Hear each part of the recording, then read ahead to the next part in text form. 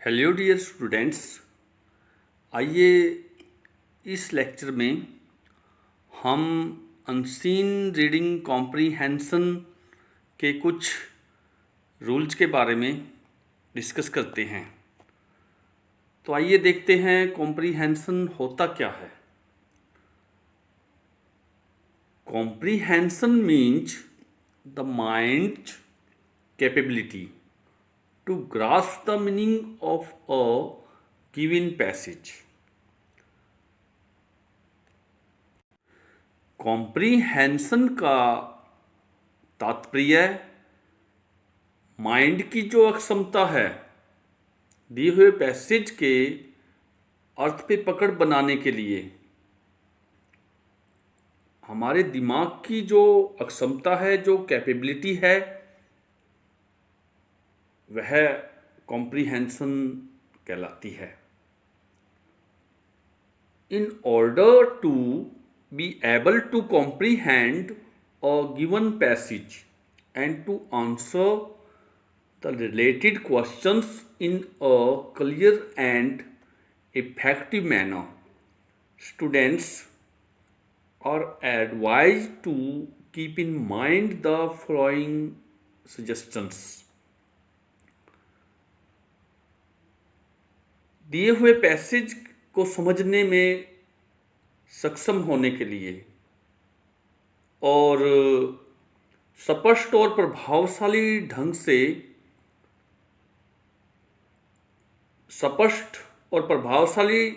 से दिए हुए पैसेज के आंसर जानने के लिए students are advised to keep in mind the following suggestions. छात्रों को नीचे दिए हुए सुझाव को ध्यान में रखने के लिए सलाह दी जाती है। ये एडवाइज आप 1 बाय 1 देख सकते हो। आपको कॉम्प्रीहेंशन करने के लिए, अनसीन कॉम्प्रीहेंशन पैसेज को सॉल्व करने के लिए इन नियमों का निर्धारण करना चाहिए। ये नियम आपको पता होने चाहिए। सबसे पहले आपको करना क्या है, read the given passage slowly and carefully. जो पैसेज आपके पेपर में आता है उस पैसेज को आपको बड़ी ही सावधानी से और धीरे धीरे पढ़ना है। Second, try to understand the gist of the passage और what it is about। दिए हुए पैसेज या यह पैसेज किस बारे में है, उसकी जिस्ट को समझने की कोशिश कीजिए। जिस्ट होती क्या है? जनरल और main meaning of a piece of writing. कोई भी रचना है, कोई भी लेख है, उसका मुख्य मीनिंग जानना जिस्ट कहलाता है। तो आगे देखिए, third rule, read the passage once again if you have not grasped its meaning fully at the first reading. अगर आपको पहली रीडिंग में पूरी तरह से पैसेज समझ में नहीं आता तो उस पैसेज को दोबारा से पढ़िए, एक बार फिर उस पर नज़र दौड़ाइए। ग्रास्प का मीनिंग क्या है? ग्रीप। कहने का अभिप्राय यह है कि to take a firm hold of something, किसी चीज़ के ऊपर पूरी दृढ़ता से पकड़ बनाना ग्रास्प कहलाता है। फोर्थ रूल देखिए, don't get unduly upset if you don't know the meanings of some difficult words in the passage. Unseen comprehension passage में कुछ कठिन शब्द दिए होते हैं। उन शब्दों के अगर आप अर्थ नहीं जान पाते तो आप ज़्यादा अपसेट मत होइए। Unduly, unduly means excessively. आपको ज़्यादा अपसेट, व्याकुल होने की ज़रूरत नहीं है। By applying a little thought you can guess the meaning of such words in relation to the sense in which they have been used in a particular sentence or context। थोड़े से विचार को अप्लाई करते हुए आप ऐसे कठिन शब्दों के अर्थ का अनुमान कर सकते हो, उस पर गैस कर सकते हो। जो शब्द सेंस को प्रकट करता है, जो उस पैसेज की सेंस से संबंध रखता है, जिसमें एक खास वाक्य या खास संदर्भ में उन्हें प्रयोग किया गया है। तो आपको थोड़ा सा विचार करना है, उसकी सेंस समझनी है। नेक्स्ट रूल में देखिए, फिफ्थ में, after you have grasped the passage read the questions given below it one by one. Passage पे आपकी पकड़ हो गई है। इसके बाद आपको करना क्या है, नीचे दिए गए क्वेश्चंस को पढ़िए और एक एक करके आपको उन क्वेश्चंस को पढ़ना है, पूरी पकड़ बनानी है। जब आपकी पकड़ बन जाती है तो अगला जो पॉइंट है वो आपको ध्यान में रखना है। आपने पूरी पकड़ उस पर बना ली। इसके बाद आपको क्या करना है, underline those parts of the passage which give the key और क्ल्यू टू योर आंसर। आपको सिक्स रूल में जो जानकारी दी गई है, आपको क्या करना है, उस पैसेज के उन पार्ट्स को अंडरलाइन कर लेना है। पेन के साथ आप उसको अंडरलाइन कर लीजिए। पैसेज में जो मेन क्ल्यू हैं, की है, जो आपके आंसर्स में मदद करेगी, वो आपको अंडरलाइन करना है। अंडरलाइन करने के बाद नेक्स्ट जो सजेशंस में से है, सेवन्थ नंबर पे, फिर देखिए आप, when the answers to all the given questions are clear to you pen them down in your answer book.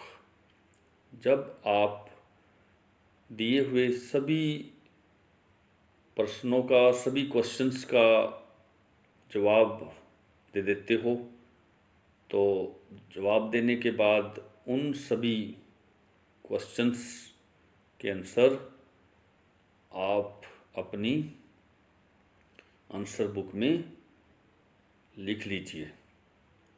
उसके बाद आपको उन आंसर को लिख लेना है जो आपने अंडरलाइन किए हैं, जिस पे आपने पकड़ बना ली है। एट्थ नंबर पे देखिए, as far as possible use your own words, don't copy the language of the passage. Next rule में क्या है, जहाँ तक संभव हो सके आपको अपने शब्दों का प्रयोग करना है। दिए हुए पैसेज की भाषा को आपको कॉपी नहीं करना है, एज इट इज आपको नहीं उतारना। आप अपने शब्दों में, अगर आपको ग्रामेटिकल फीचर्स का पता है, आप ग्रामर को अच्छी तरह से जानते हो, टेंस का आपको ज्ञान है, तो आप अपने शब्दों में उसका सही आंसर दे सकते हो। नेक्स्ट देखिए, 9 suggestion, your answers should be brief and clear and to the point।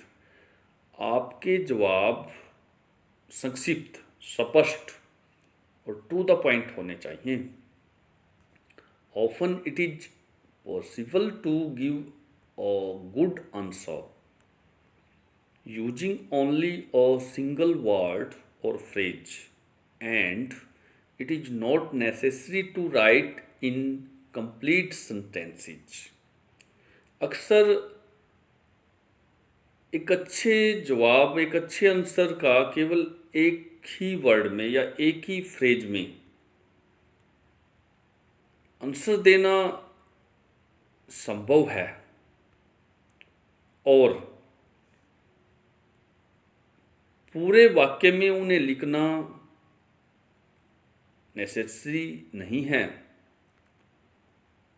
जरूरी नहीं है कि आप कंप्लीट सेंटेंस में उसको लिखो। नेक्स्ट देखिए, suggestion number 10, your language should be simple but correct. आपकी भाषा सिंपल होनी चाहिए, उसको कॉम्प्लेक्स मत बनाइए। जब आप अपने आंसर देते हो तो आपकी भाषा साधारण हो, सिंपल हो, और सिंपल तो हो लेकिन सही हो, करेक्ट होनी चाहिए, सही होनी चाहिए। 11th नंबर पे देखिए, revise your answers and examine them carefully to see that they are clear and complete. अपने आंसर्स को, अपने जवाबों को, अपने उत्तरों को रिवाइज कीजिए और ये देखने के लिए उन्हें सावधानी से एग्जामिन कीजिए, उसकी जांच कीजिए, जिससे कि वो स्पष्ट हों और पूरे हों, कंप्लीट हों। If an answer is too long, अगर आपका आंसर लंबा भी है, ज़्यादा पेचीदगी है, लॉन्ग है, you must compress it by omitting unnecessary details. अनावश्यक डिटेल्स को ओमिटिंग करते हुए, ओमिटिंग मीन्स लीव आउट, उनको छोड़ते हुए आपको उन्हें कॉम्प्रेस कर देना चाहिए।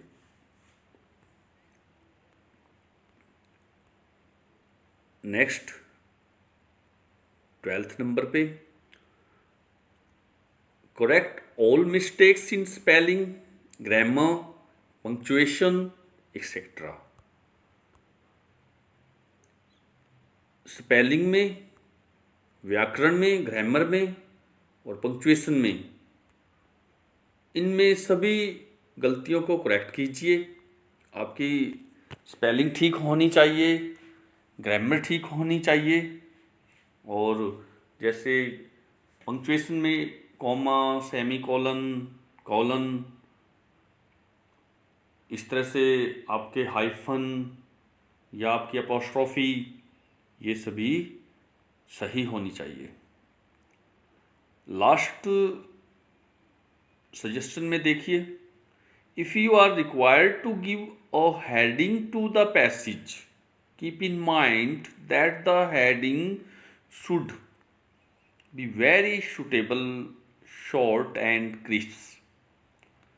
अगर आपको पैसेज का हेडिंग देना पड़ जाए, हेडिंग देने की रिक्वायरमेंट है, ये बात आपको माइंड में रखनी है कि हेडिंग आपका कैसा होना चाहिए, बहुत ही उपयुक्त होना चाहिए, संक्षिप्त होना चाहिए और क्रिस्पी होना चाहिए। क्रिस्प मीन्स क्लियर, स्पष्ट। It should refer to the central character, theme और incident of the passage.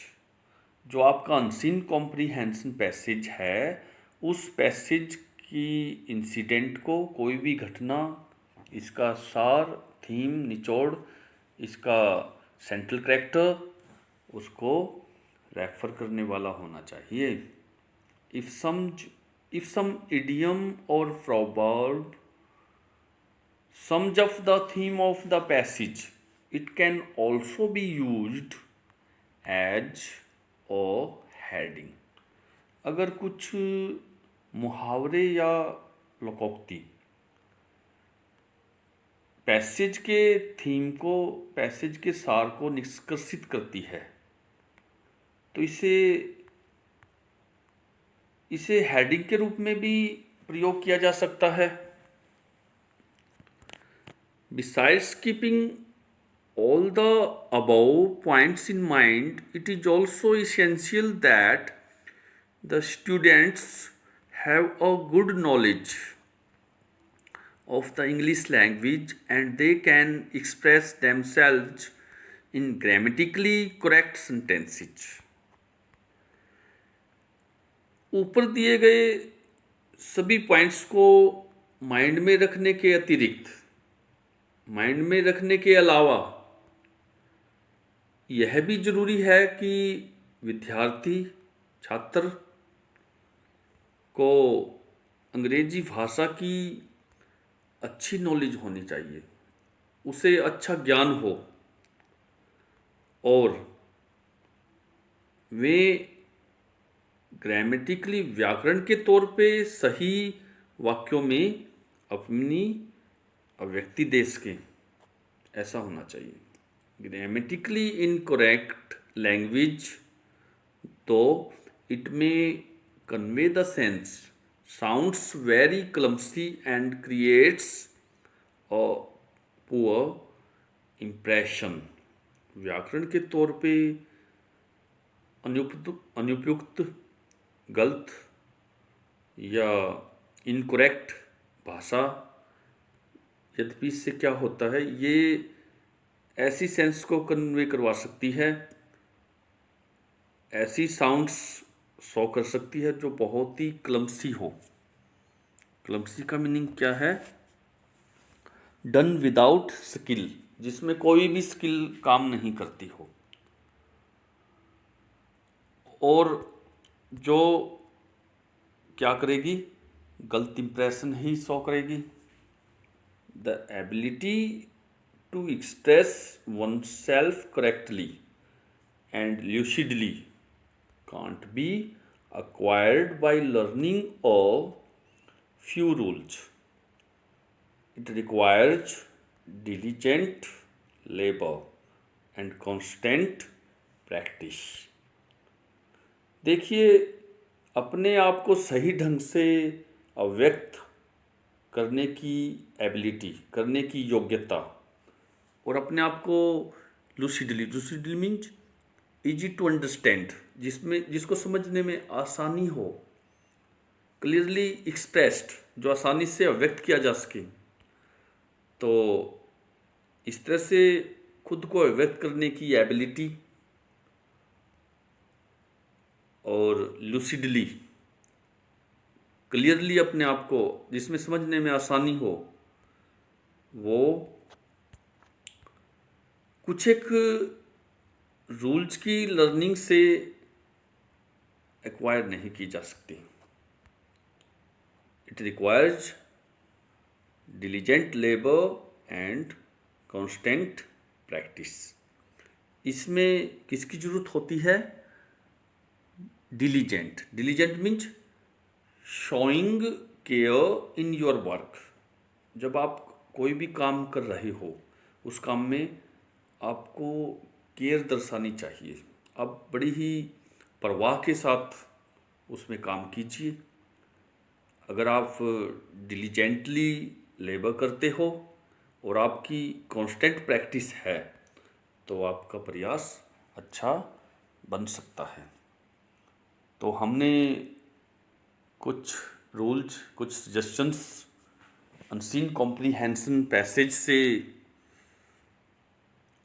Discuss किए हैं।